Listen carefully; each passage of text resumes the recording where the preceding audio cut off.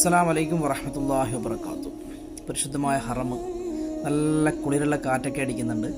ഇന്ന് 17 പ്രഭാതത്തിലേക്ക് ഇങ്ങനെ നോക്കുമ്പോൾ നിസ്കാരമൊക്കെ കഴിഞ്ഞിട്ട് ഇങ്ങനെ ഇവിടെ ഇങ്ങോട്ട് വന്നതാണ്. ഈ ഇബ്രാഹിം ഖലീൽ റോഡിൻ്റെ ആ സൈഡിലേക്ക് ഇങ്ങനെ നടന്നു വന്നതാണ് കേട്ടോ. തിരക്കുന്ന ഒഴിവായിട്ട് ഇവിടെ നല്ല വൃക്ഷങ്ങളുണ്ട്, നല്ല കാറ്റടിക്കുന്ന നല്ലൊരു സീൻ പകർത്താൻ വേണ്ടിയിട്ട്. എന്നാലും നല്ല കാറ്റുണ്ട്. ഏതായാലും GCCയിൽ പല സ്ഥലങ്ങളിലും അതുപോലെ ദുബായ്, ഒമാൻ അങ്ങോട്ടൊക്കെ ഇന്നലെ നല്ല കാറ്റും മഴയൊക്കെ ആയിരുന്നു. കുറേ പേര് മരണപ്പെട്ടുവരുന്നുണ്ട്. പക്ഷേ അവരുടെ കബറും അല്ലാഹു സ്വർഗ്ഗപ്പൂവും കവനമാക്കി മാറ്റി കൊടുക്കട്ടെ. അതുപോലെ പ്രവാസത്തിൽ ജീവിക്കുന്നവർക്ക് വേണ്ടി നിങ്ങളൊക്കെ ദുആ ചെയ്യാം എന്നൊരു വോയിസ് കേട്ടിരുന്നു.